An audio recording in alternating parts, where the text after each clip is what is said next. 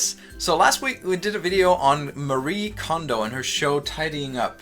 And one of you pointed out that the show doesn't really go into a whole lot of detail with regards to the Komono category, the miscellaneous stuff, things that aren't books, clothes, or papers, or sentimental items. They still need to be tidied up, and it's a pretty broad category. So we're going to show you some examples from our lives on how we tackle the miscellaneous items, little by little. Exactly. So here we go.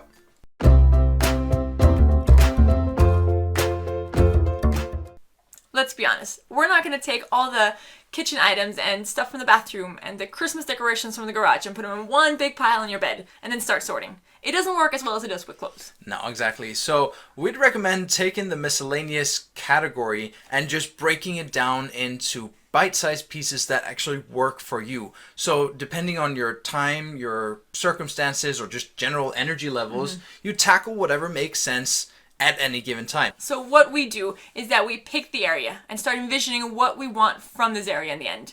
After that, it's time to declutter and clean out. Then we categorize the things we have left according to who uses them and when are they needed, and so forth. And in the end, we assign each category a home. Exactly. So we're going to show you how we actually put this methodology into practice in our own home. So here we go again. Welcome to our bathroom. This is what we're working on today. This is our bathroom cabinet, and we're going to go through this and really sort through what we need and what we don't need. And we're also going to sort through this drawer. This drawer? This basket. Yeah, it's a basket. Pull it out, it's a drawer. Yeah, we're happy with the rest of these baskets. They're working. I mean, maybe they need a little bit of sorting through, but we're happy with the division here, and they work for us as they are. So I'm going to spend time on that. What I'm hoping to get out of this is, I mean, I'm happy with the stuff I use on a day-to-day basis. If I need a new deodorant or hair gel or whatever, I want to be able to find that easily and get it out without having to like rummage through all of this. I still want the cleaning supplies to be accessible. That's working pretty well as it is. I want to be able to grab my travel toiletry bag if I'm traveling for work and just, yeah, again, take that out without everything falling over, yeah. Yep. Yeah. I really want it to be well defined as well, so I know exactly where to go for what, and I could send the kids in to get something as well. Yeah. That's a good one. Yeah. We're gonna follow our system, so we're gonna start by taking everything out and then grouping the stuff in here into groups, depending on whether we keep them here or not. So that's two different categories. Whether we throw stuff away or if there's anything in there that we might want to donate, we'll put that in a separate file. So that's 3-4 different categories depending on how you look at it. Don't expect to find anything worth donating, but probably not. We'll see. Let's do that.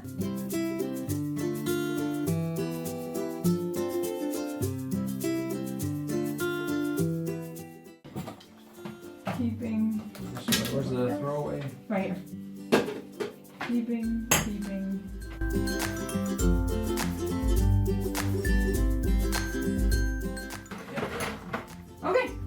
Okay, I don't know if you can see this. We've got our keep pile over here, and then slightly out of frame, we've got the stuff that we're keeping, but is going somewhere else. Somewhere else. Yeah, and then empty, useless stuff, containers, things we hate, things we don't know what are.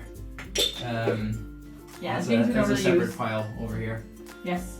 So is this okay? So how do you decide what to keep? I mean, because again, I don't know what half of this is. Like, I presume, yes, let's keep the toothbrushes and shampoos and stuff. We're going to end up using those anyways.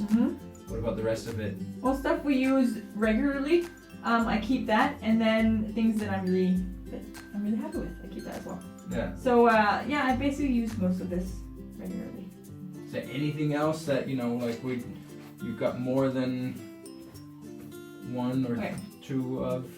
You don't really... You need more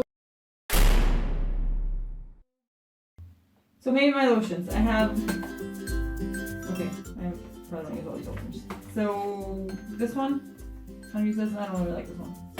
Oh, and this one I keep in my nightstand. Is this lotion? That's lotion. Well, I'll keep these here. Oh, this is. Okay. Yeah. That looks manageable. Yes, it does. Um. So now that we've decided what to keep and what not to keep, let's get What the about stuff away. the basket? Basket. I Got forgot about that one. Ooh, thank you. Okay. Oh no. Keep. Throw away. I'm gonna start throwing stuff away. Okay. Okay. It's really a good chance also to reflect on, you know, the stuff that we actually decide to bring into the house in the first place. I think there's something to be said of like consumerism. I'm gonna go give our son a pacifier. Do that. Yes. Okay, I'm done here. So we're keeping all these things. Really everything that was in this basket was the same category as what was in here, miscellaneous. Now that we're done figuring out what we're keeping, what we need to do is to group it into, well, into groups and seeing what goes together. So I'll put my lotions in one and maybe my hair things in one, hair products. I'll see what I get when I'm done here.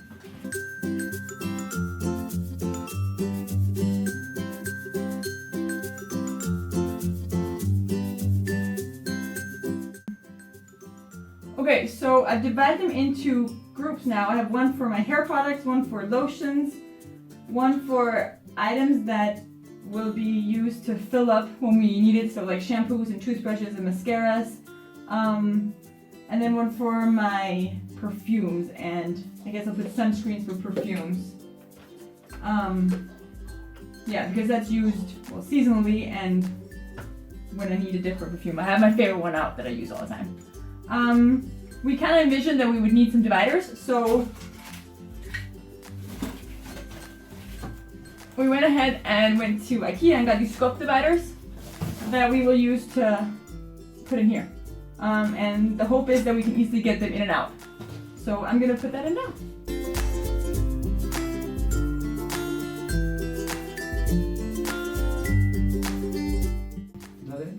Wow.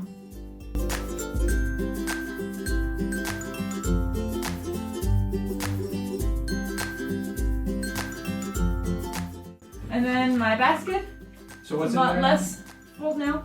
It's my lotions that I use daily, my night and day lotion. Yeah, dental floss, deodorant.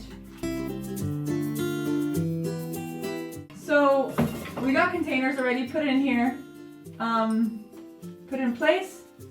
I'm liking it. I think it looks nice.